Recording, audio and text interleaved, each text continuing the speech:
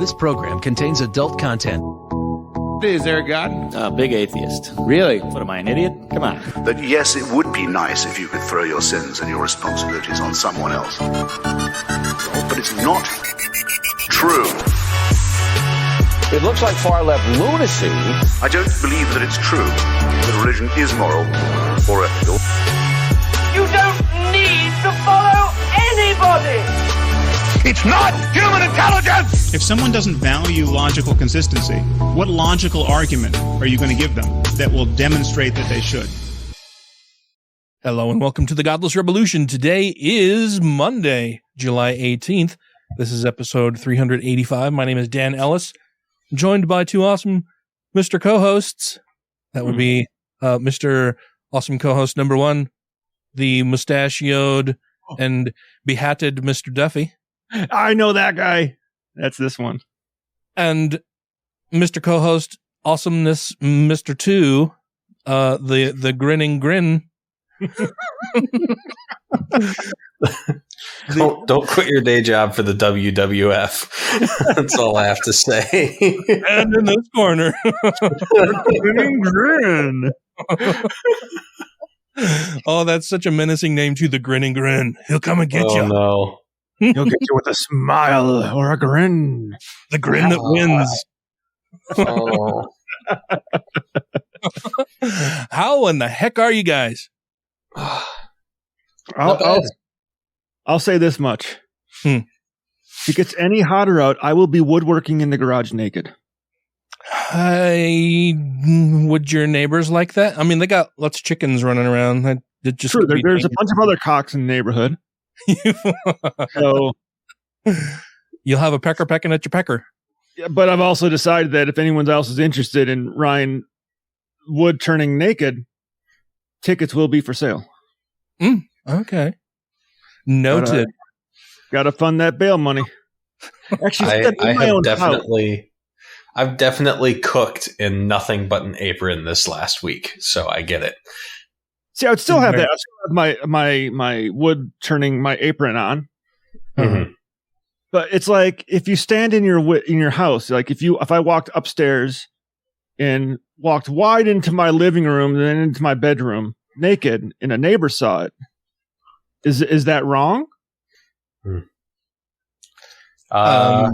No. Everyone's looking in. So if I'm in my garage naked, someone happens to look over into my garage, into my property. At ground level, you've got less of an expectation of privacy that way.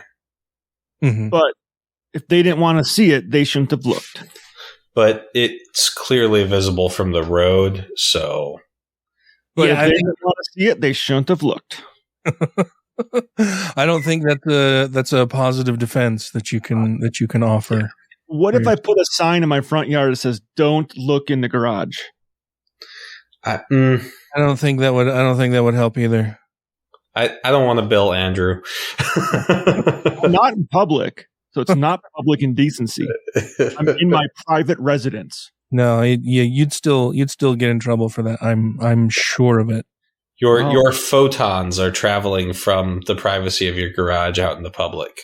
So it has been super fucking hot here and a lot of other places though. Yesterday, Salt Lake City tied its all-time record high, not just for that date, but forever. Like throughout the year, that was the hottest. We tied the hottest record in Salt Lake City yesterday at 107 degrees. That's where I told Taylor I took a snapshot because at first it said new July 17th record at 105 degrees in Salt Lake City. And like 2 hours later said all-time record tied at 107 degrees. It's like, yeah, it's fucking hot out there. I'm like, I am standing still at my lathe and I'm sweating. I think we have even hotter days usually in August, don't we? Like July is definitely hot, but I think August is our hottest month overall. August is the worst month on the planet. Yeah. Yeah. So August is going to be fucked. Yeah, it'll be fun. It's always boggled me that August is hotter, even though it's well after the solstice. It has to do with the axial tilt. The equinox? Yeah. Yeah. Or is it the equinox or is it the solstice? Because I thought that's the high point of the thing, whereas the equinox is when the day is equal in both directions. Yeah. I don't know. I basically only know this by context of pagan holidays, but I thought like midsummer and Christmas-ish time were solstices, and then Halloween and Halloween and midsummer are those are the solstices. They're equal axes as far as the amount of daylight you get. Mm-hmm. Yeah.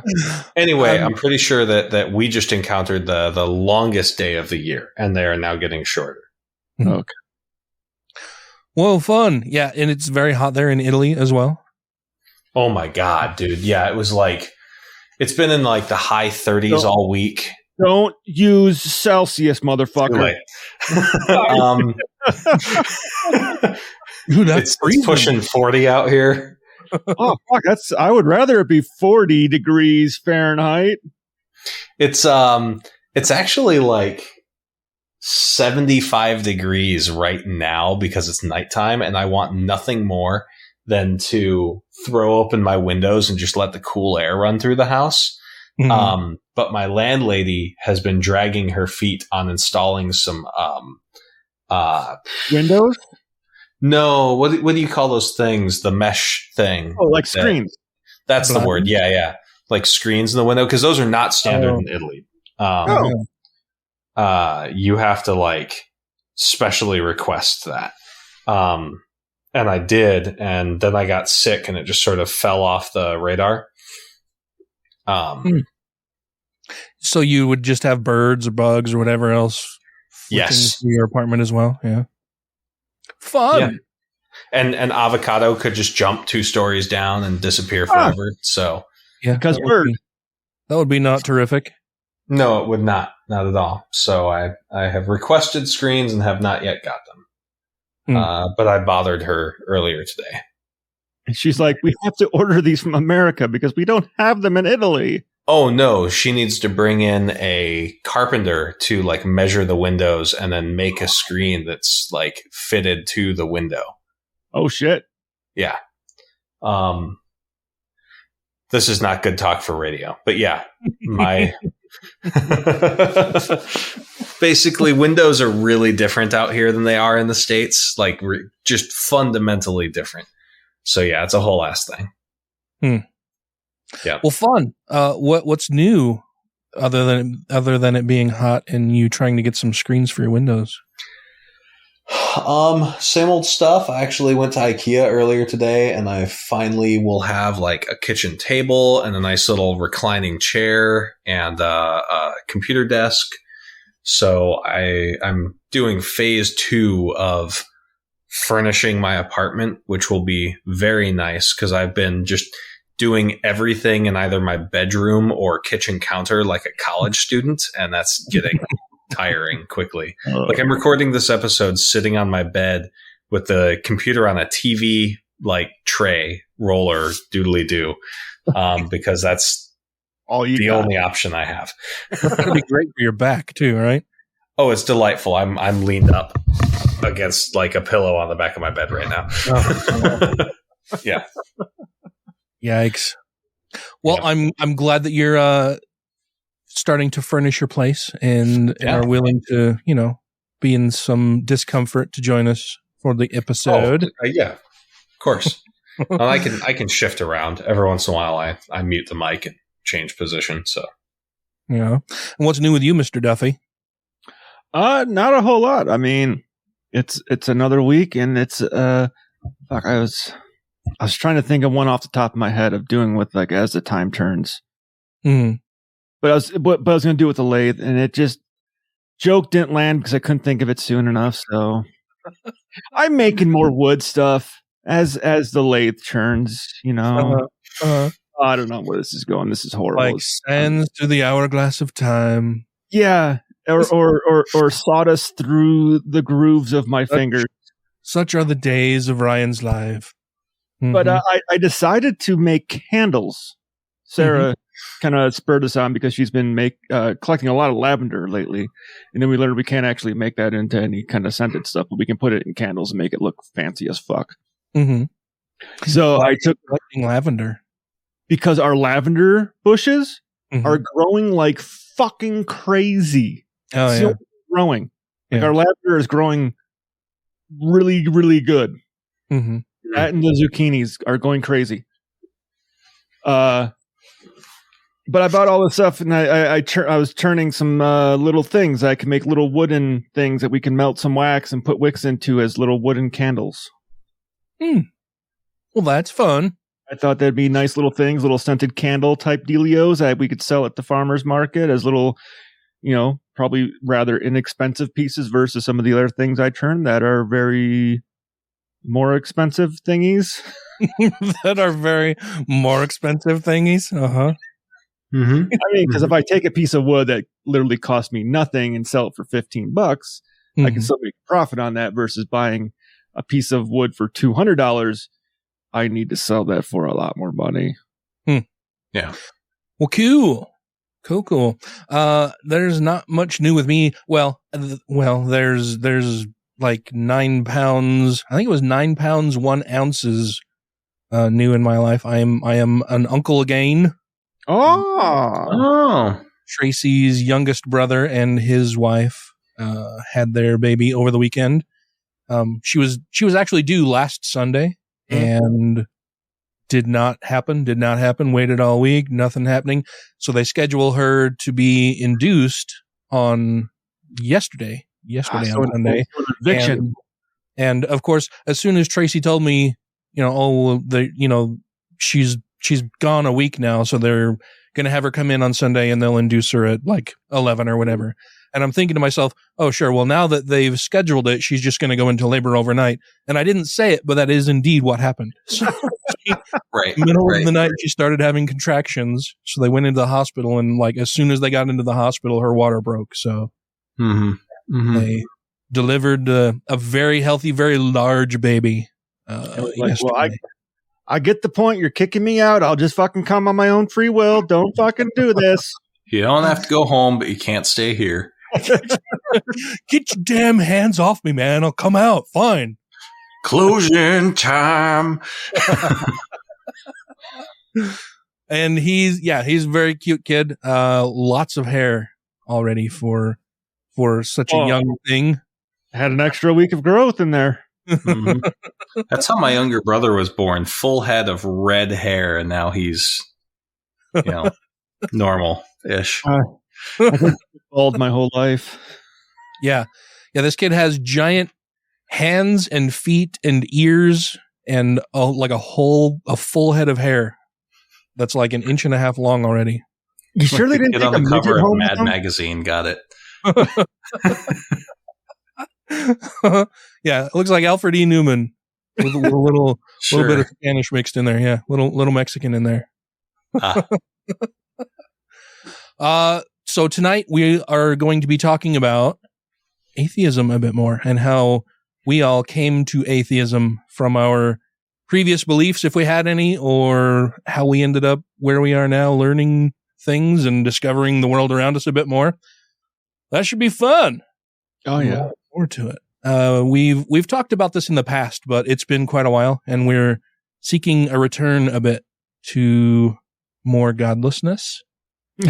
And because I think we can point directly at a lot of the world's ills these days and say, oh, religion's behind that. Oh, religion's behind that. Religion's the thing that's fueling that and motivating people to act in these asinine, stupid, backward, ridiculous ways. Yeah. Well, and I feel like during the former guy's years, everyone, like every podcast I listened to, got caught up in this like horse race of just reporting like what's going on in politics. And that's important. But yeah, like you said, Dan, I think some root cause analysis and getting back to basics in that regard. If Christian nationalism is in fact the problem with our country, then I want to get back to atheism as the like solution to that problem. So yeah, it's exciting. Yeah, I'm very much looking forward to it. We'll get that going as soon as we get back on the other side of this little break. Hi, everybody. This is Mikey Weinstein. I'm the founder and president of the Military Religious Freedom Foundation, and you are listening to the Godless Rebelution. So this is my question. Yeah. Thank you. When Christian religionists and evangelicals say to me, but you don't understand, we have a mission for you. You need to be saved. You must accept Jesus Christ, or you cannot be saved. What shall I answer them? God, well, the second bit of the question is very easy to answer. I mean, shall we fuck off? If you have questions, comments, concerns, compliments, corrections, criticisms, or concepts for content, contact the show via email at godlessrebelution@gmail.com, by text or voicemail at 330-81-REBEL, or Twitter the twatter at TGR Podcast. Thank you! Welcome back, everybody. So we're going to be talking about our baby atheist origin stories. Our superhero origins. There definitely was crying involved, so. and I know, so Ryan wasn't ever really religious, and No. so I figured it would be good to start with you. And then you said when in the off recording airtime that we were just chatting, that you have some other stories you wanted to tell us about. So let's start with you. How did you come to identify that you're an atheist and be more outspoken about it?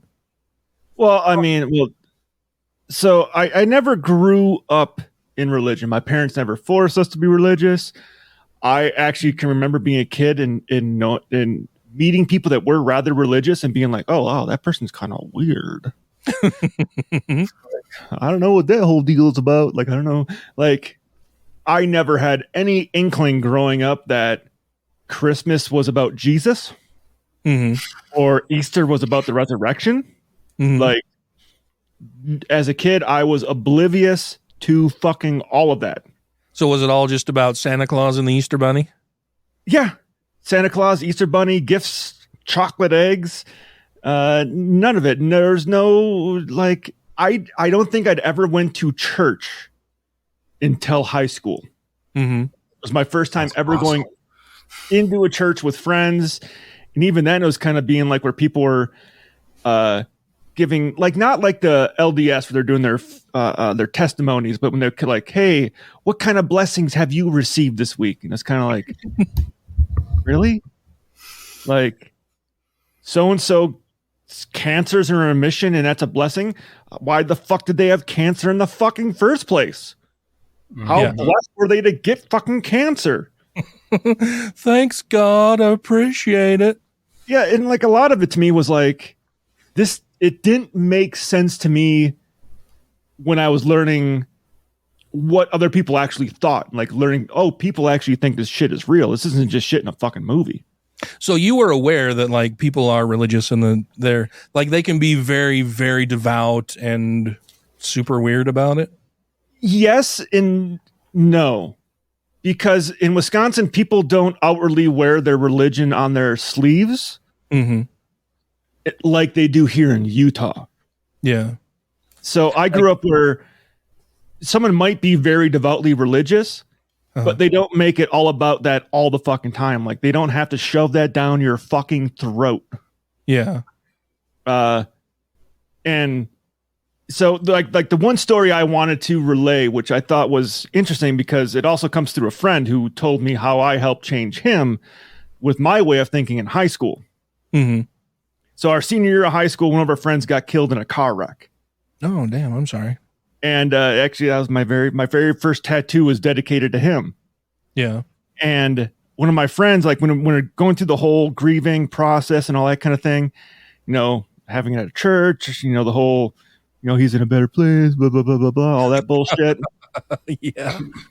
A friend of mine said to me, like later on, like literally like 10 years later, he's like, you know, you're the only one that has ever said this. And it made, as soon as you said it when we were in high school, it made complete sense. Because when everyone else was like, Jacob's in heaven, you know, it's going to be okay. You were the only one that said, no, he's fucking dead. He's gone. That's it. And he's like, you were the only one that said that. And that was what kind of shocked me. I was like, yeah, because I don't believe there's anything after this. Like, that's why I'm like, there's no heaven. There's no hell. There's none of that. You have what you have. When you're gone, you're fucking gone. Mm-hmm. And he was like, you were the first one to ever actually say that out loud, or I heard say anything like that. And he's like, that is what changed like my course to be more like, oh shit, I think Duffy's right. Like I've thought it, but not in the same context, being like, he's gone. Like everyone, when you're done, you're done. He's like, I've always been kind of like, well, there's got to be something. And I'm like, no, there doesn't got to be anything. Just because everybody's telling you that there's got to be something doesn't mean they're correct. Yeah. And I never learned until later on when I became more of an atheist, the concept of like, well, you don't remember anything before. There's no before. So why is there an after? Mm-hmm. Mm-hmm. But as far as like when I really became atheist, before I was an atheist before I knew what an atheist was. When I learned, when I was younger and heard the word atheist, it was always related to something bad. And I think when I was younger, I always got the term atheist and nihilist were always like together. Mm-hmm. Like an atheist believes in nothing at all. Like, no, that's kind of like a nihilist, and then it wasn't until later on I learned like, no, an atheist just doesn't believe in God.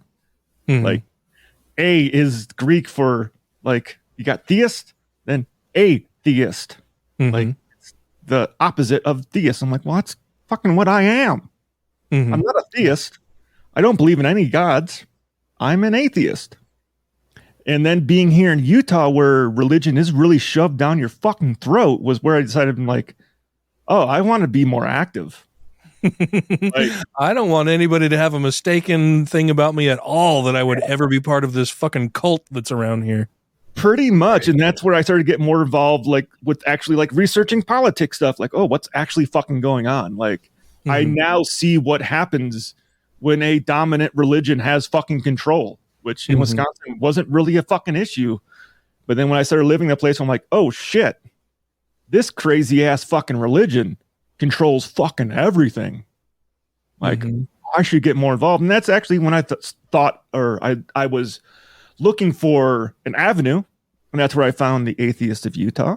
And I didn't find you first, Dan. I think I messaged and I started doing videos of trying to get people's stories of why they became an atheist and all that kind of stuff. Once I tried getting more involved, then I met you at not convention. I met Tracy, and she said, hey, I know this other kid that he said he was looking to do a podcast. And I was like, I got a bunch of shit. I'll put you in contact with him. And that was Matt. I think it was Sarah that initially, wasn't it Sarah Mars, I believe, who you met initially, who was serving as, I'm pretty sure she was serving as president at the time in 2014 when the American Atheists Convention came here. Yeah. And I remember I was at the library, and there was a debate at the library. And that's where I sought out like, hey, like at the time I was like, oh, I don't know if I should go talk to these people. Like, I'm kind of like, I don't really know much about this group. Yeah, I think they had a couple BYU professors there. Yeah, and a debate with a guy that I don't really care for anymore. Yeah, true. Yeah, he was there, wasn't he? Yeah, I fucking introduced that dude. We had a mass resignation from the LDS Church as part of the pre-convention festivities, and that guy came and spoke, and I introduced him and spoke a little bit before he did, and then held an umbrella for him while he was speaking because it was raining a bit, and and then we had the convention, and that was fun. But that's kind of my origins, like just being pissed off at the fact that I realized how much religion affects everything. And how long? When did you move here to Utah? Well, I came here when I was in the military. When I was 18, that's when I got here. But like throughout most of my military career here, I didn't really like. I was 5 years active duty military. I deployed overseas 4 times. and all the training involved, like spinning up to do different operations and stuff. It was like I wasn't fucking here. Mm-hmm. So most of my active duty time here in Utah was spent either going overseas, getting ready to go overseas, or preparing for other exercises and stuff. So I was kind of sheltered from the actual Utah that was Utah until I took a civilian job here and realized, oh, fuck. This place I've heard about this. Really? I've heard about this, but it's kind of like, oh, it's like a myth. Like, no, this shit's fucking real. Holy shit. So I know that your parents, didn't require that you be religious or anything, but are either of your parents religious? No. Like, do they? Yeah, no. I don't think so. Yeah. The only I remember as a kid at my grandparents' house, there was a crucifix with Jesus hung on it, and I had no clue what the fuck that was when I was a kid. Just hanging on one wall. My grandmother, she wasn't she never seemed religious. She never it was kind of like, hey, my family was kind of like, find your own way. Yeah. Well, however you are is how you are. Lucky. Yeah, I unfortunately, from the stories we've heard from other people, I drew the good straw. Yeah. You guys might have gotten shorter straws than me. I guarantee it. Taylor, how short was your straw? Oh, it was pretty short. So my religious story starts with my folks, actually. My dad was raised Catholic in the Polish part of the south side of Chicago. Oh, wow. To include the Catholic school experience, the whole 9 yards. And my mom was raised Southern Baptist in Flint, Michigan. What? Yeah. Yep. That's kind of wild. Well, my grandma is from Georgia. So, both of them joined the Air Force to get the fuck out of the south side of Chicago and Flint, Michigan. They met each other in Air Force Tech School, got married in Las Vegas, and then transferred to Japan, where they had orders, and had me about a year and a half later. Oh, wow. While they were in Japan, one of their coworkers, one of their fellow airmen, was a Mormon, and they basically came to the decision that they were cool. From two. Well, not only that, but they were from two very different religions, and they were like, well, if we're going to have kids, we would rather not be competing for religion time. We'd rather have one unified thing. And so I guess Mormonism was it. They couldn't have chose the obvious none. Wait, say, so they was just kind of chosen on a whim? I don't know so much a whim. They haven't talked to me about details, but I guess this airman that they worked with just made a really big impression on them in terms of his devoutness. And they were like, well, our religion has always ever been just this sort of background thing. And, Mormons seem very active in their religiosity and family oriented and shit. That was their point of view. So they joined that. And for the first, 6 or 7 years of my life, Mormonism was not very prominent. I remember when I was a little kid, preschool age kid, my mom was still drinking coffee. In fact, I remember when I stopped smelling coffee in the mornings, and that was depressing to me. Their religiosity gradually grew as I aged. I remember that we started going to church more frequently when we moved to Michigan. But that it wasn't so bad because once or twice a month, the whole church would do a potluck. And unlike Utah potlucks, they actually put some fucking effort into the food. It's not just jello and carrots. Yeah, no, it was some good shit. I missed that. And it was just sort of a thing. It was just something that was an adjacent part of my life. And then we moved to Vegas, and they must have gotten some sort of fucking stick up their ass, like thinking like, oh, Vegas, den of iniquity that it is, like city of sin. Yeah. So we've got to, engage in further religiosity. So like they started discouraging my friendships with non-Mormon kids and started doing more and more church shit. While I was in Vegas is also when when they did the baptism thing and the confirmation thing. And I recall very, very clearly, even to this day, sitting in the chair after the baptism for the confirmation prayer, and like basically doing a silent prayer of my own that was like, hey, I would like any sort of sign, like anything at all. And I remember feeling absolutely nothing. That like there was no sort of numinous, no special spiritual feeling at all, no supernatural calm or peace or any of it. It was just, I was in a room with 3 sets of hands, like steadily pushing down on my head and, just being uncomfortable. So that's kind of where that started. I also, at a very young age, didn't really have the vocabulary for it, but was discovering that I was bisexual. And at the time, like, how would you put it? Homophobia had not yet come up because, I was not yet viewed as like a sexual being. Like I've noticed that people don't start to get homophobic until after they've gone through puberty. Funny enough, weird, crazy. Yeah. So, but that was starting to be a thing. And we eventually moved to St. George, Utah, in part because of my dad's business ventures and in part because they preferred to raise their kids in Mormon Utah than in Las Vegas. Right.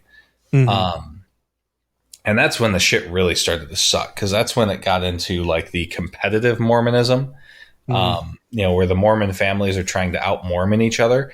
And I'm more devout than you. I follow the word of wisdom a lot closer than you do. Yeah, and from that point on in my childhood, like people from St. George, Utah will recognize this. I grew up in Pheasant Run in Bloomington, which was one of like the highest, how would you put it, like economic neighborhoods in the city, in one of the more Mormon neighborhoods of all of St. George. Most of the people in my church came from some sort of pioneer stock, your Staleys and MacArthurs and that kind of thing. And I fucking hated it, man. Like it just sucked, like they monopolized the Boy Scouts and all that jazz. And as I got into my teen years, there was a cute goth chick, and that sort of got me into paganism. That's how it all starts, man. The cute goth it chick. really does, man. Big-titted goth girls, like that. They dangerous, very dangerous. One of them too. Yeah.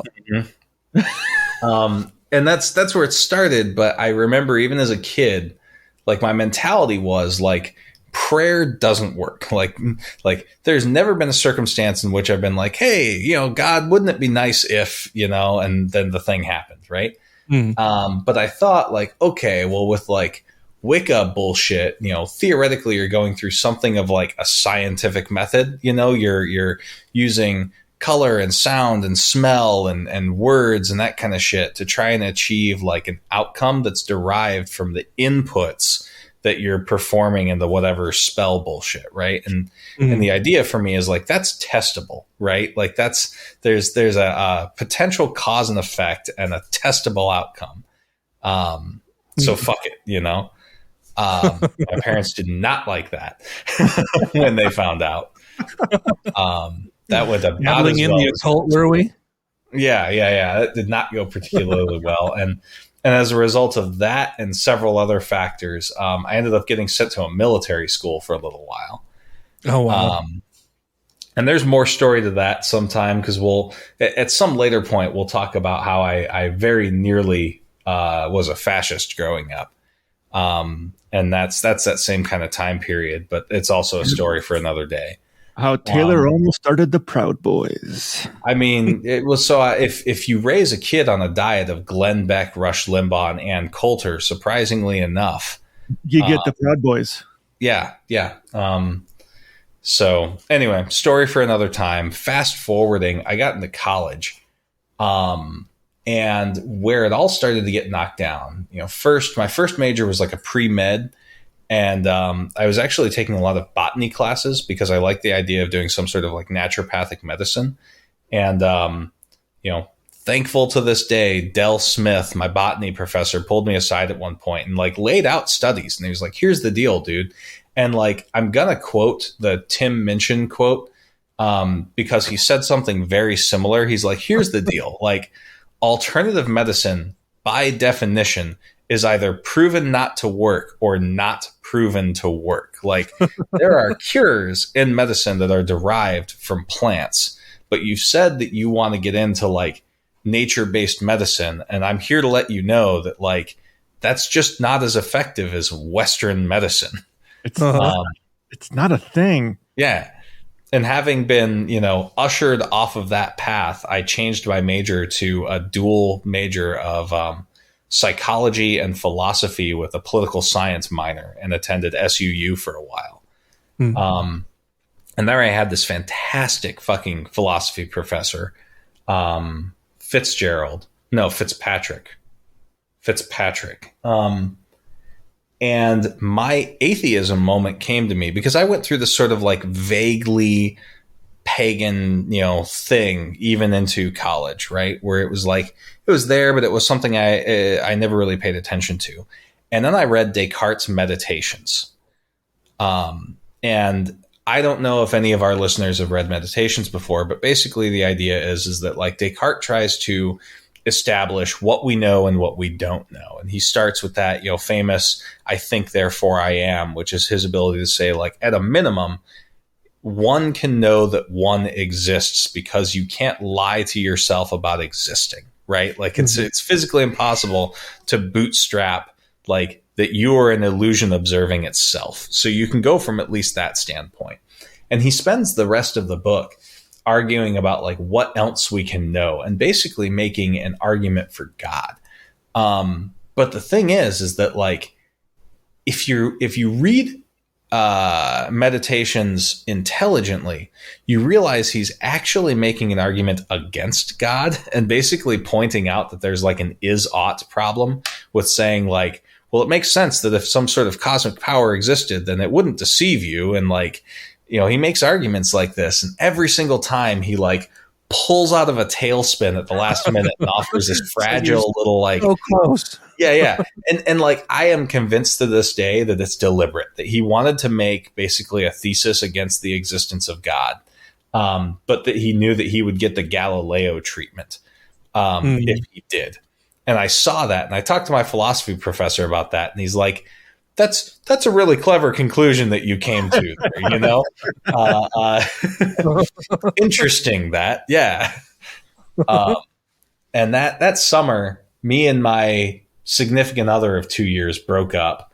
I moved to Montana, and I was like working the night shift at a hotel and waitering at tables and doing cook work and that kind of thing for a while, like 2 or 3 jobs at a time to save money to go back to college.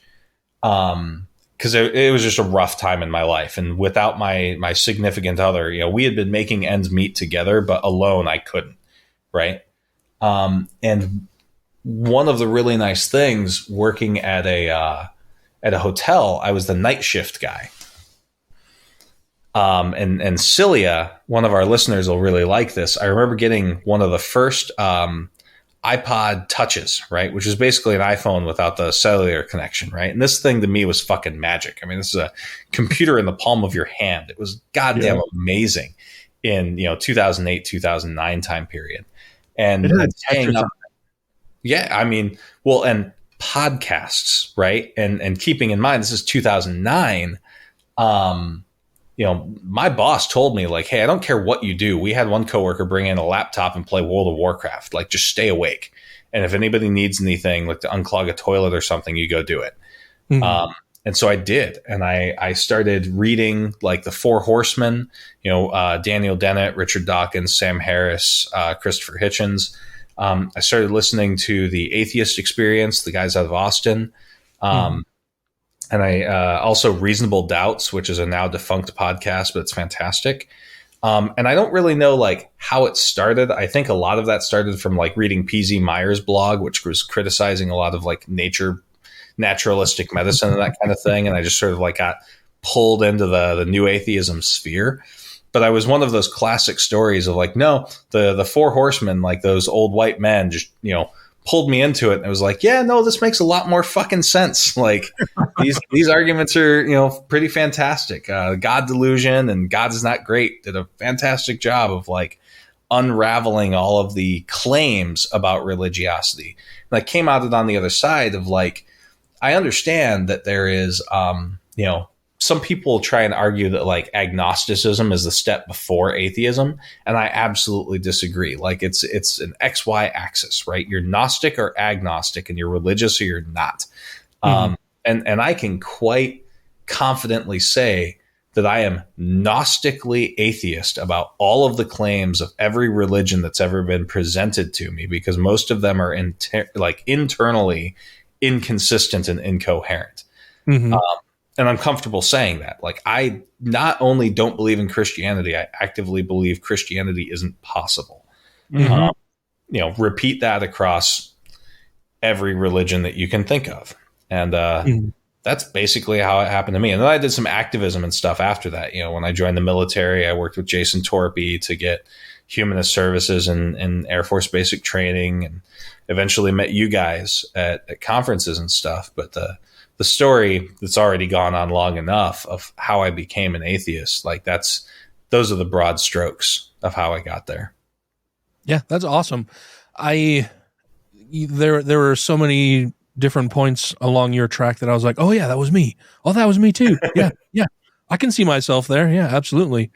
Like when you talked about a lot of the early reading and that you had teachers who were kind of hinting at different things and, letting you come to your own conclusions. When I was in high school, I was in, honors English and math. And I was one of the smart guys who was in like advanced, AP classes and honors English, all that kind of stuff. Yep. And in high school, I had this fantastic honors English teacher, Mr. Wood, who I'm like 95% sure is gay, and living in Utah, of course, that's rough. And in the 90s, living in Utah was much more rough. Even it was a death sentence. Yeah, for sure. But he's just like there are a few teachers throughout my life growing up that I look back on like they were instrumental in me becoming the person that I am today. And Mr. Wood is one of those teachers. And he, in our AP English course, had us read a whole bunch of different stuff. Some of my favorites that I read in that class were To Kill a Mockingbird, Siddhartha. And oh, wow. By Herman Hesse? Oh, yeah. Yeah. That one had a huge impact on me as well. I read that, when I was in college. Yeah. Yeah, we read that when I was in high school. And funny enough, the Screw Tape Letters. Oh, wow. C.S. Lewis. Rough. Yeah. Which, coming from C.S. Lewis, it was interesting. And thinking back, I'm trying to remember exactly, but the memory that I have is that we didn't read all of the Screw Tape Letters. Like he assigned us, specific letters from Screw Tape that we were to read. And they were almost all centered around questioning religiosity and faith in general, and speaking to the evils and the ills of the world, and Screw Tape questioning them and being like, there's not much here for me to do because people are already kind of shitty. Like, I don't understand why you're having me do these different things when they're already doing it by themselves, kind of thing. And so I think, aside from Mr. Wood probably being a closeted gay man back then, I think he may have also been not a religious person, perhaps an atheist, just based on the type of reading assignments that he gave to us all the time and things that he would say. And he was a lot of fun. a huge influence on me. And in one of our writing assignments that we had, I can't even remember what we were supposed to write about, or the topic, or the specific assignment, but I landed on writing my paper about kind of inherited racism, or being blind to a lot of the racist beliefs that you may have yourself. Yeah. And as part of my presentation, I remember getting up in front of the classroom and asking specific people in class, like, hey, you person sitting here in front of me, would you ever date somebody outside of your race? Would you ever date a black person? Well, how would your parents, react to you dating a black person? And I can remember a few of the responses that I got were like, oh, no, I don't think I ever would, because, I'm not into that or whatever. I don't view those people. And it's like, horrific. I've been thinking about some of the responses I got, like, but no, I'm not Don't interested be in unequally yoked, Dan. Yeah. I'm not interested in dating those people, or, I probably wouldn't have a problem with it. I might date somebody who is black, but I don't think I'd ever marry anybody who's black, or, or somebody else who would respond and say, oh yeah, I don't think I would have a problem with it, but I know my parents would have a big problem with it. Mm-hmm. And it was like every single person who I asked, there was some kind of response like that. But I'm kind of getting sidetracked a little bit here. But so it was through reading stuff like that and thinking about it a little bit more that I kind of broke out of being very religious at all. And I never really was religious. Like I was the kid in Sunday school. Like my whole family, I grew up here in Mormon. I grew up here in Mormon. I grew up here in Utah. I was born in Brigham City, northern Utah, a small little podunk town, super right-wing, super conservative, super religious. Everything that you can imagine about a small town in Utah, in northern Utah, is spot on as far as Brigham City is concerned. I mean, they had, at the time, they had one hospital, one grade school, one junior high, one high school. Totally small town. Everybody knows everybody. There's no sidewalks. Back then, like my grandparents' house was on a dirt road, and later it was paved, but there still was no sidewalk. And then when they put in the sidewalk, there was a big to-do and uproar, because then they're taking away my property and the state's claiming part of it and putting sidewalks on there. And I grew up super conservative in a very religious, not necessarily household, but all of my extended family were very religious, very devout LDS people. Mm-hmm. Mm-hmm. And as I got older, I started to realize that a lot of the people around me who, were ostensibly very devout Mormon people were not quite as devout as they pretended to be.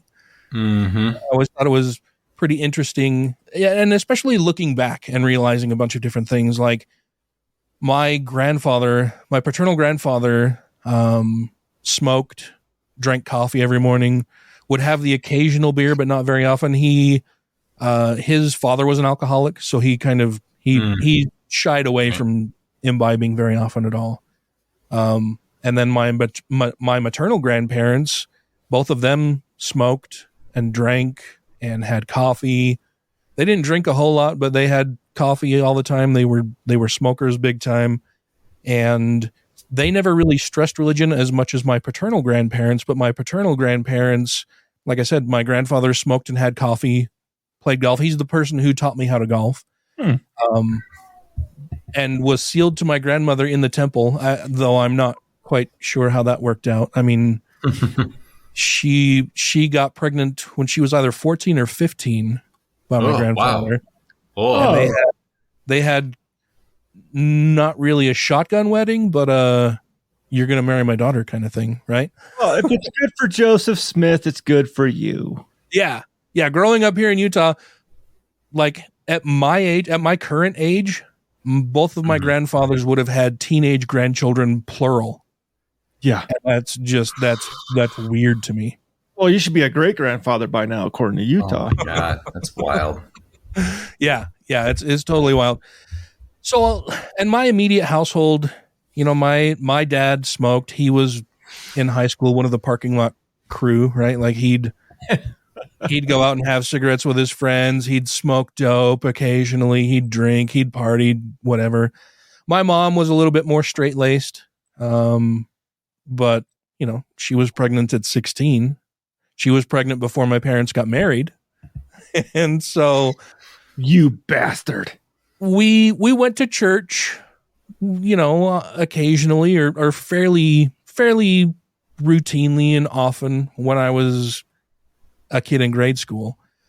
And I can remember going to church and it never clicked with me, right? It never felt good. I was never excited to go to church. I hated every minute of it. I didn't like really any of the people that I went to church with. I had so boring. It is, man. Like 3.5 hours on a Sunday. Sacrament was terrible. Sunday school was much less bad than sacrament. You can't even sleep against the wall because they make it out of that weird prickly carpet shit. Oh yeah, it was weird. You're absolutely right. It is. Mormon churches, for those of you who don't know, most of them have carpeting at least like 4 feet up the walls. Yeah, they're like a CIA interrogation cell designed to prevent you from sleeping through church. They're fucking terrible. They're awful, and they're all the same. Like if you walk into a Mormon church, you could be physically teleported from one Mormon church to another, and you would just know that you're in a Mormon church. Yes. Regardless. If I woke up naked with duct tape around my wrists and ankles in the middle of a Mormon church, I would have no idea where on the planet that I was. But you would know that you're in a Mormon church. Yes. Yes, I would. Like at a glance. Yeah. So it was not terrific. Like, and I can remember being in Sunday school, and I have a very clear memory of they would give us these little coloring pamphlets. I remember when I was little, and we didn't have desks in Sunday school. We had these they were like total all metal folding chairs. And instead of desks, if we had something to do where we needed a desk, we would sit on the floor and turn our chairs facing us and use the seating surface of the chair as a desk to do whatever. And I can remember we were given little coloring things for Noah's Ark.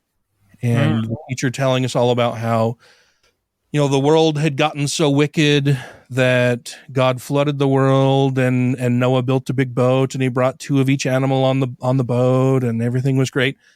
And I can remember thinking to myself, okay, well, the people on the boat are fine, but what about everybody else? And I asked that question to our Sunday school teacher. I said, so God killed everybody else? Like everybody who wasn't on the boat died? Like he just killed everybody? And my teacher said, well, you know, there was a lot of sin going on and God needed to start over again. And so he had to create the boat. And, you know, we've got the animals come on 2 by 2 and everything's happy. And he's out at sea for 40 days and 40 nights while it's raining. And then the floodwaters go away. And I'm like, but he killed everybody. Like everybody else was bad. Even like all of the babies that God killed were all bad, and all of the other animals, like he just killed everything else. Well, I think maybe you should talk to your parents about this a little bit more. And there were a few different instances about things like that in Sunday school that happened that I can remember, and I was always told that I needed to talk to my parents, or I needed to talk to the bishop, or I needed to pray about it. Nobody ever had a good answer for me. I mean, it's like, you guys are the people in charge.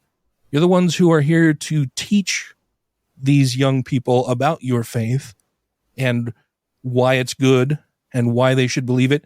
And you're failing before I'm even baptized. Like before I even know what is going on, you're failing me. You're not able to answer simple fucking questions from a kid who's 5, 6, 7 years old. Mm-hmm. Hi, this is James Huber, author of Kissing Heck's Ass, and you're listening to the Godless Rebelution. What is more likely? That the laws of nature have been suspended in your favor and in a way that you approve, or that you've made a mistake? And in each case you must, and especially if you didn't see it yourself and you're hearing it from someone who says that they did. thank you to everybody who has rated the show on iTunes and Stitcher and are following us on YouTube, Twitter, and Facebook. And to all our Patreon patrons, you make the show possible. So living in Utah, of course, I was pressured into being baptized. You know, my whole family was very excited about it. And I, even at the time, really had no idea what was going on. Like, I knew that I needed to dress in all white. I knew that I was going to get in a pool with my dad at church one day, and he would dunk me. And we went through how he was going to dunk me. And, you know, he would grab my arms and I had to plug my nose myself, and he'd tip me back and tip me back up, and everybody would be there. And then we'd have a family party afterward, and there would be lots of presents. And then I was very disappointed in all of the presents because I thought they were going to be like actual cool presents. And instead it was like a Mormon quad and Mormon coloring books and all just religious bullshit that I had no fucking interest in at all. Where's my go-kart and Nerf guns? Were you too young at the time? I guess, was this after your time that the guy / production studio that did all of the Swan Princess movies, had he done all of those Book of Mormon cartoons yet? Oh, I don't know. Oh, dude. Okay. You lucked out, man. The guy, the same production studio that did the Swan Princess, did like all of the major, like, big hits of Sunday school stories from the Book of Mormon, like all the Nephi bullshit and the fucking wooden submarines with the glowing rocks and shit like that. And they did them, and it's like, it's really funny because the animation studio, like, there was something up with like how they animated it to where it seemed like everybody just moved kind of slowly, like they were animating at like 24 frames per second instead of like a higher frame rate. I think I know what you're talking about. Like, the animation is a little bit blurry. Everybody's moving a little bit slow. Yeah, and it's not really stop frame animation, but it's kind of close. It's like kind of ghosted over each other. Yeah. Okay. Yeah, I think I know. Yep. I think I've seen things that you're talking about. Yeah. Yeah, but those were like out when I was a kid, and so those were the only kinds of movies that we could watch on Sundays, which was awful. And your gifts reminded me of that. I'm sorry to interrupt you. Oh no, you're totally fine. Yeah, but that was just it. Like, I got these gifts that I was not at all excited about, and I still had no idea even really what had happened. People kept telling me, oh, well, now you're responsible. Now you've reached the age of accountability. All of the bad things that you do really count now. All of the things that you did before have been washed away because you were baptized, and now you're starting with a clean slate, so you need to remember to be good all the time now. And it's like, I don't have any idea what you're talking about. Like, I don't even, at that point, I'm 8 years old. I had really no idea what sin even was, other than it's something that might make my parents or baby Jesus cry or be sad. You know? And it's like, well, but I don't know what those things are. Or why I should care if baby Jesus is upset about it. Who the fuck is that guy? It just, it never made any sense to me. So I mean, I never really was a believer at all. And even when my dad baptized me, he was a smoker. He quit smoking just long enough in order to get the bishop's blessing in order to be able to baptize me.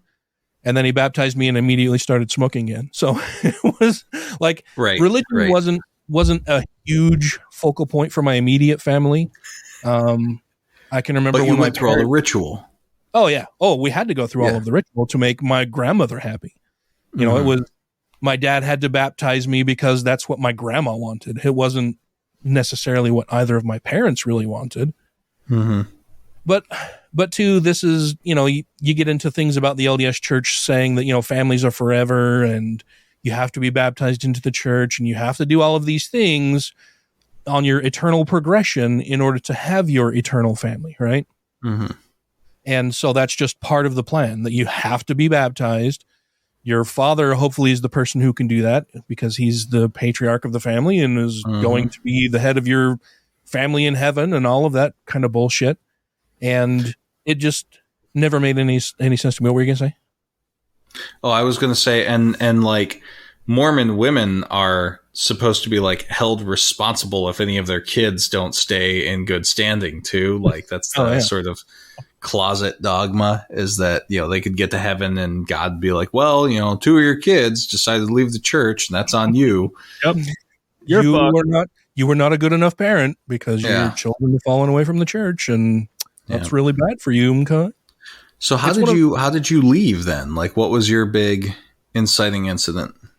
I don't think I ever really had an inciting incident. So when I was little, I got baptized at the age of 8, which is what happens in a Mormon family. Mm-hmm. And this is when my parents were still married, but they were starting to have some marital difficulties, and they were young. Mm-hmm. I mean, they were young, stupid kids who got married because she got pregnant. Mm-hmm. And, of course they start having marital problems, and we lived next door to the bishop. And I remember my dad was really abusive, verbally, mentally, physically, when I was a kid. Like, he used to just beat the shit out of me when I was little. I'm sorry. Well, he's a dick and fuck him. But I can remember we lived in West Jordan, and right next door we lived next door to the ward bishop, the Maybes, who was Bishop Maybe. And maybe. Maybe he's not. But in our backyard our fence to the backyard backed up the church parking lot. Like, our church was right there. And along the fence, we had grapevines all along the back of the fence. And in front of those, we had raspberry bushes. And then we had a ditch. And then my dad had like a big garden in the corner of the yard. And then we had 7 peach trees that kind of bisected the yard. We had a big apple tree and a big cherry tree. And my dad wanted to increase the size of his garden. So he went and one of the peach trees wasn't doing very well, and it was young. So he decided he was going to cut it down. So cut all the branches off, and we were kind of poor. I mean, my mom, I don't think, was working at the time, or if she was working at Albertsons she was a price checker. And my dad worked at Safeway as an assistant manager and moved all over the place. And that's how we ended up in West Jordan. He was managing a Safeway here at the time. And he wanted to cut down the tree, but all he had was a hacksaw, and managed to cut off all of the limbs, and then was left with a trunk, and started cutting through the trunk and got about halfway through, and the blade on the hacksaw broke. So he never finished cutting it down. So there's just this bare stump that's just the trunk of the tree, maybe with the hacksaw in it. Oh yeah. Maybe 4 to 6 inches in diameter, that's half cut through at the bottom with absolutely no branches. It's just this trunk of a tree in the yard. Yeah. And one day my sister and I were out playing in the yard, and there was a little leaf sticking out of the top of the stump, and I just picked it off. And he had a bad day, came home, my sister told him that I'd picked the leaf off, and he beat the shit out of me. Like, in the yard, on the ground, he's kicking me in the ribs, screaming at me. Like, my mom came out, she was freaking out. It was a whole bad deal. But Jesus. I remember, and this is when they were having all kinds of marital problems. And so she talked to the bishop and was telling him what was going on, and that the latest thing with him, beating the shit out of me in the yard was really bad, and she was thinking of leaving. And the bishop told her that my dad's issues, and he did all kinds of shit. I mean, he beat the shit out of me. He destroyed all kinds of stuff in the house. I remember him taking a hammer to our dining room table one day and just like punching holes in the top of the table with a hammer, kicking holes in walls, kicked in our dishwasher. Like, he was super abusive and violent. And no alcohol though. Yeah, no. I mean, he really didn't drink at all. He started drinking after they got divorced, or when they separated a little bit with some friends from work, but no, was never really a drinker, just a giant asshole. Yeah. That's wild. So my mom went and talked to the bishop, and the bishop told her that their marital problems were Satan trying to split up our family, and that she just needed to submit to my father more. Wow. And that's when my mom decided to leave the church. Mm-hmm. Yeah. Yeah. So, and I mean, I have memories of him like dumping food over her head one night for dinner because he didn't like what she'd made. Like, he's a fucking asshole and always has been. So she went to the bishop for help. The bishop told her it was Satan trying to split up our family. She needed to just submit to my father. And she's like, well, I guess I'm not Mormon anymore. Good for her. And so, so one day my dad was at work and she just packed up all of our stuff.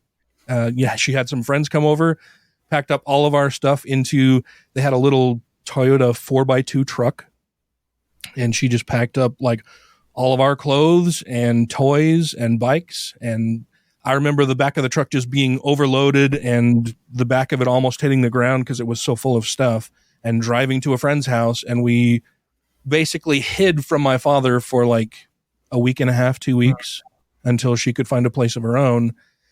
They split up, and then I never really went back to church after that. And this was shortly after me getting baptized. I mean, I was still 8 years old when they separated and ended up getting divorced. Oh, wow. And then after that, like I never, the only times I ever really went to church was for, weddings or blessings or funerals, something like that. We didn't attend church regularly at all. And my mom flitted through a bunch of different religious faiths after the divorce. She initially was staying with a friend who was Catholic, so she tried that out for a little while, and that didn't work out. So then she became Buddhist for a little while, and that didn't work out. And then she became Wiccan for a little while, and that didn't work out. And just seeing her kind of bounce around from religion to religion and figuring out that none of them really worked out and none of them were beneficial or good, true and correct, that it was easy for me to see that none of them really were beneficial or something that I was interested in. And then when I was in my 20s, I was still single, dating, and I got a job at AT&T. And it was in a call center for AT&T doing their credit card, answering calls for their credit card company. It was the AT&T Universal Card at the time. I think it was eventually bought out by Citibank, but back then it was AT&T, and it was my first sort of serious job. I'd worked at grocery stores and restaurants and shit like that before. This was my first decent paying job with actual benefits. And it's where I met my first wife or ex-wife. Oh. And so anyway, I was working there and wasn't really religious. And in between calls or on breaks, I'd just talk to my other coworkers. One of my coworkers was Jason Stock, who we've had on the show. Mm-hmm. And he's the brewmaster out at Wasatch.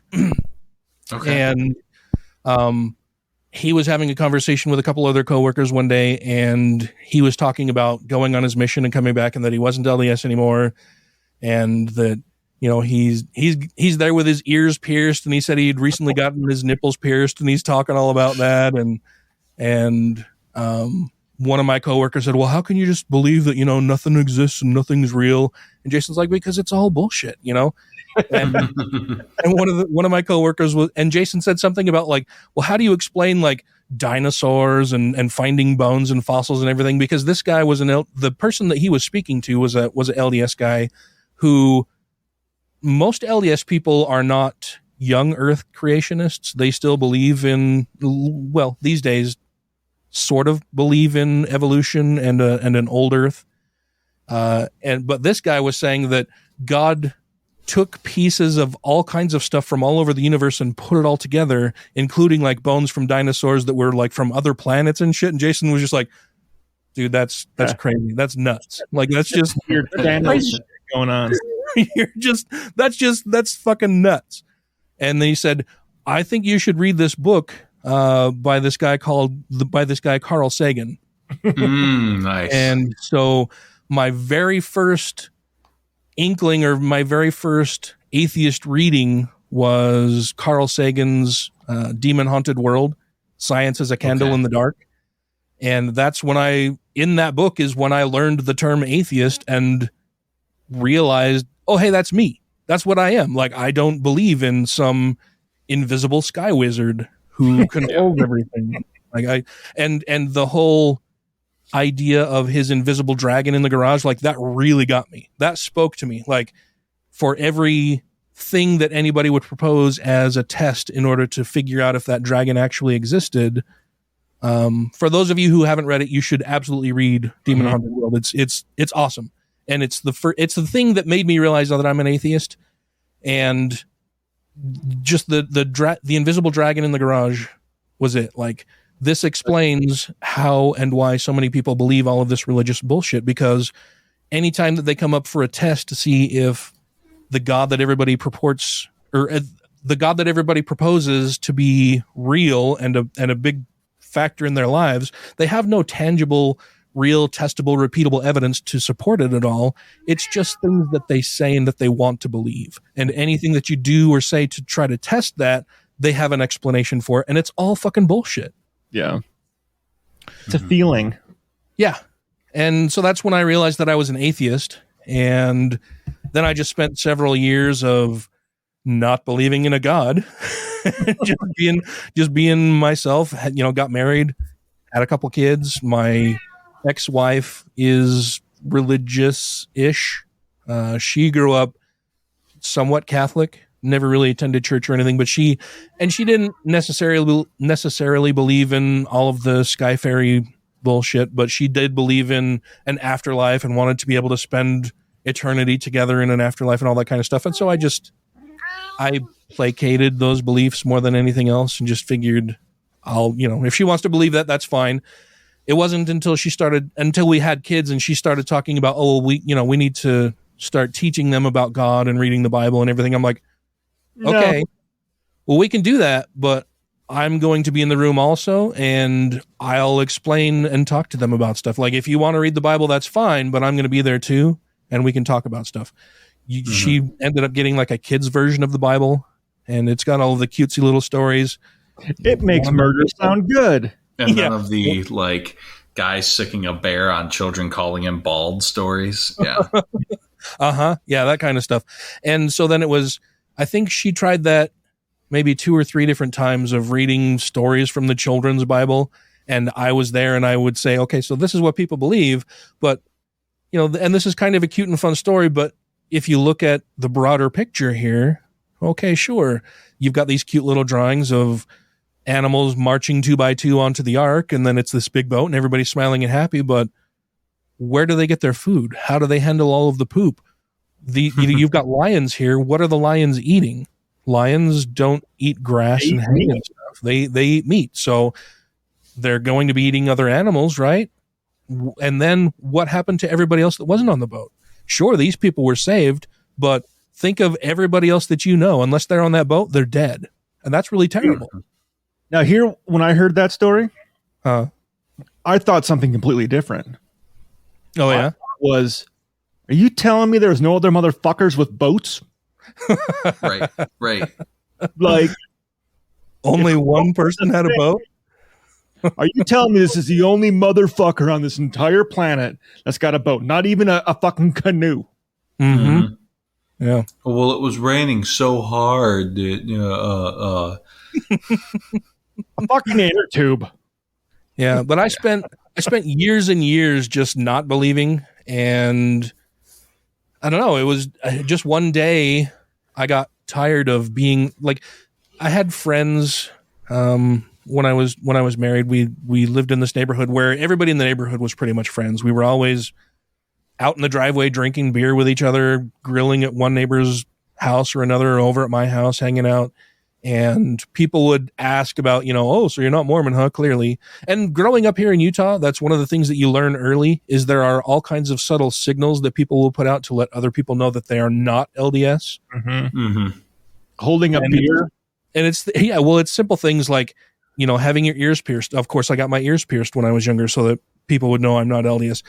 Smoking. I was a smoker so that people would know I was not LDS. I would drink. I would have coffee.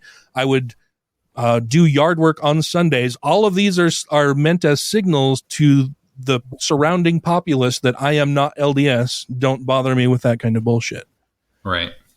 And I just spent years and years doing that and feeling kind of lonely and alone and thinking, well, there's got to be other people. I mean, I worked with Jason at AT&T, and he clearly was an atheist, so there must be more of us out here. And this was back when the internet was, starting to really come into full bloom, and AOL was a thing, and I had an account online, and I just one day typed in, atheists in Utah, and I found Atheists of Utah and started following them and watching their posts. And then I learned about Christopher Hitchens, and then it just kind of the whole world opened to me online, watching debates and reading a bunch of stuff. And then social media started rolling out, and MySpace, and then Facebook, and the rest is just kind of history. I finally started attending coffee chats and talking to different people. And it was like I found my people, and I felt so much better about it. Like I didn't feel so alone anymore. I had this whole group of people that I could just be my authentic self with and not worry about them ostracizing me or thinking that I was the weird one for believing in fucking nonsense or not believing in fucking nonsense. We started a coffee chat in St. George, Dixie Regional Inquiry and Free Thought, or DRIFT. And every once in a while, like once every couple of months, we'd get some fucking like, it's all God, man. Like energy and stuff guy. Some hippy dippy dude. Some dude who would use the word quantum one too many times in the paragraph, and I'd always have to gradually what would happen is whoever was sitting closest to him would like go and get a beer and sit down at a different seat, leaving the seat next to him open, and I would sidle on over. And I just, look at the guy and I'd be like, on your pistol and hey man, like I need you to understand that like I can't technically tell you to leave this coffee shop, but we're here as a group of atheists and skeptics, not just not Mormons. So, I can't tell you to leave, but no one's going to engage you in conversation anymore. That's why I'm sitting here right now.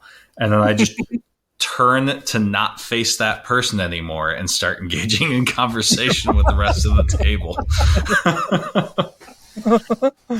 Yeah, it's really rough. I remember in the early days of the Atheists of Utah and the coffee chats, well, the early days of me starting to go, and every now and then we would have somebody show up who, I don't know, I guess they figured that Utah being majority Mormon, that anytime they found some infidels who were gathering, that clearly it was just that they hadn't heard the correct word of God, right? They may say that they are atheists, but it's just because they've only heard of the Mormon God. And of course, the Mormon God is bullshit, but my God is real. So I'm going to go and bother them and talk about my God, who's so much different than the Mormon God. And then they'll all accept it, and they'll all come to Christ through me, and I'll be viewed as this hero. And it was like, I don't mean to shit hammer your dreams here, buddy, but you've got a wrong fucking idea about the people who come to these coffee chats. Yep. Most of us have read your book more than you have. Yeah. So that was a lot of fun. And then, eventually ended up running for the board and winning. Stuck with it? Oh, yeah, being voted onto the board, and then being in and on the board of Utah for a very, very long time, and of course all the drama associated with that. But those are all stories for another time as we start talking more about atheism again. And I'm looking forward to future episodes talking about some of this stuff and revisiting a lot of the topics that we've talked about back in the early days of the show. A lot of, dispelling and debunking a lot of religious belief and revisiting a lot of things that are so problematic with religion and why religion is bad and harmful. I think that a lot of people have gotten away from that. Yeah. Yeah, I think there's a good space for that, or a necessary space for that in the community, because a lot of the most popular shows are more for people who are already in movement atheism as opposed to folks getting into it. There's there's a couple of guys who are ex-Mormon, and they do a show that's for like people leaving the Mormon church and to like teach them how to order a drink or like how to appreciate coffee. Yeah. It's not Dan and Jordan safely from Knowledge Fight, is it? Is it a different Dan and Jordan? Yeah, it's different people. And actually that show no longer exists. Well, I mean, it still exists, but they're not making any new episodes. Oh, no. Okay. Are you thinking about the How to Heretic? That's the one. How to Heretic is gone? Okay. Yeah. They stopped recording I don't know, a while ago, maybe close to a year ago, I think now. Yeah. Because like I listened to it for a while and I was like, well, this isn't for me. I've already done all of these things. But I think there's a space for that kind of content. Now, for them, they had a much more particular audience, which was ex-Mormons.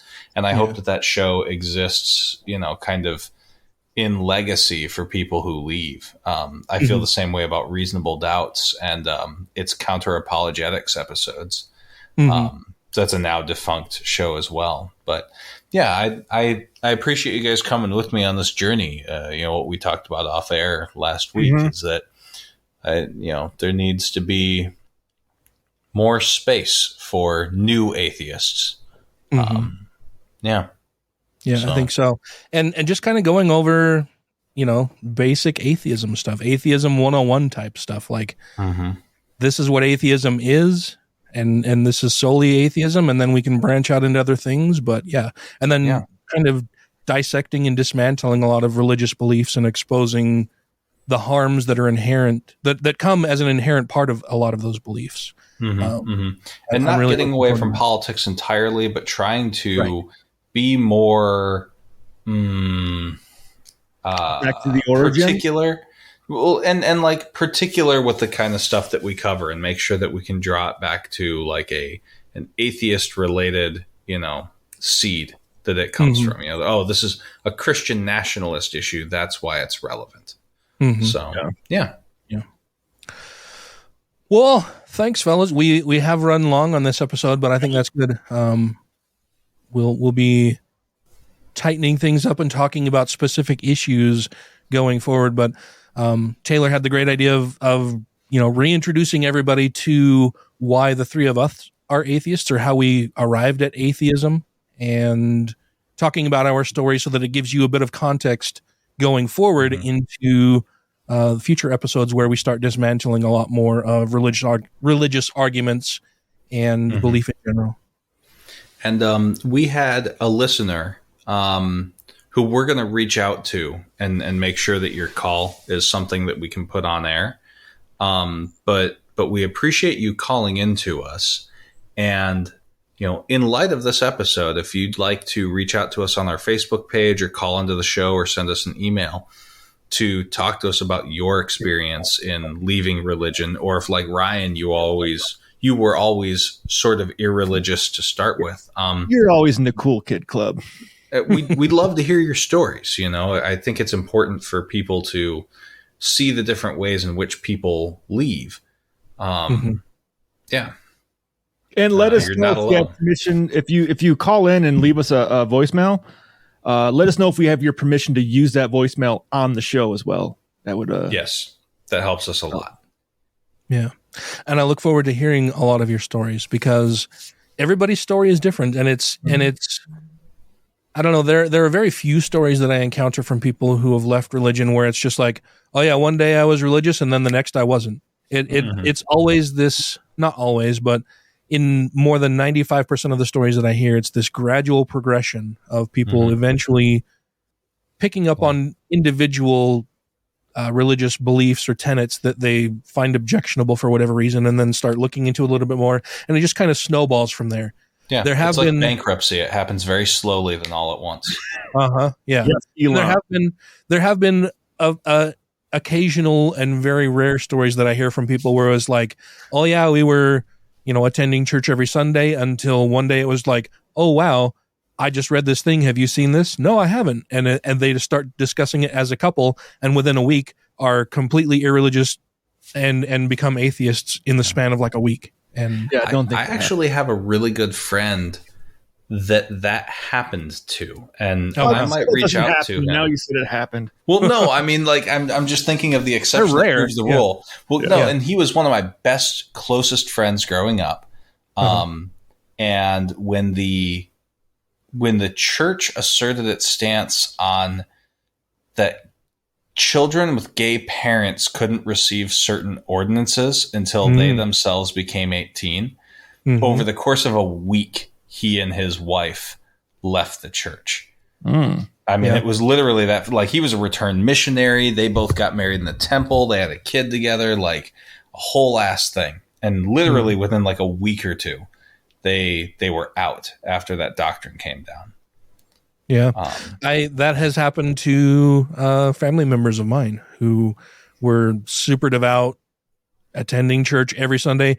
Every family gathering that we attended, they were always talking about church. And of course that happens. Most of my family is very devout LDS. And so it was always talking about church and their callings and what they're doing in the church, all that kind of shit.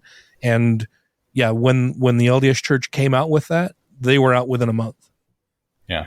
So I'm looking forward to hearing all kinds of stories about that, talking about more of those things in particular. But we have run long on this episode and it's time to end, but this has been great. Thank you guys so much. Yeah. Thank you. You're welcome. I'm looking forward to our future episodes about this. That'll be a lot of fun. Before we go, though, I want to make sure that we thank our Patreon supporters because they keep the show going. That would be... 2 skeptical chaps. A noble spirit embiggens the smallest man. A perfectly cromulent statement. Alan Firth. All hail Peneth Buttra. Doug Willoughby. John McCullough. Ollie Olson. Sinead Duffy. Sir Roses of the River. Steve Kuno. Stephen Andrus. Celia, the Trump-hating satanic bitch. I'm making voices. Ted Sellen. Tiffany Hudson. Vanessa. Clank Trucking. Corey Ebert. Don't be a Richard. Freethinker 215. Good news, everyone. Jeremy Goodson. Jonathan. Mackenzie Peterson. Marvin Dracone. Martina Fern. Is that a new one? New last week. Yeah, she was new last week. Okay. I'm very glad to see that she's a Patreon patron. I like Martina a lot. Steve Kuno introduced me to her at the American Atheists convention this year. Oh, fantastic. Well, thanks for following us. Thanks for helping out, Martina. She's very cool. I like her a lot. Megan Mitchell. Not a fucking gymnast. The next Patreon is an updog. Utah Outcasts. Wesley Aaron. Zeus 9SO. Janet Uter. Purple Dragon. Sarah Segovia. Savita Kuna. Socialized healthcare saved my life. Still want to hear that story. Yeah, me too. Tim Jacobson. James. And Rick and Morty want you to please support Freedom from Religion Foundation. Wubba-lubba-dub-dub. Woohoo! Thank you all very much. If you, dear listener, would like to become a Patreon patron, you can do so very easily by going to patreon.com/GodlessRebelution, where you can contribute as little as $1 per episode, and then you get all kinds of fun stuff. You get the episode released before everybody else. You get extended versions of the episode, extended outtakes, clips from the cutting room floor, bonus episodes every now and then, and the knowledge that you are keeping the show going by helping us pay the bills to do so. So thank you all very much. Thank you. Thank you guys for joining me. This was fun. Yeah. I like talking about this stuff. And we didn't have to write anything today, too. That was also very nice. I had a busy weekend. All right. Well, I'm going to go do stuff. Stuff sounds fun. Yeah. Have a good time. See you next week. Going crazy. I can hear Lulu outside the door going, oh.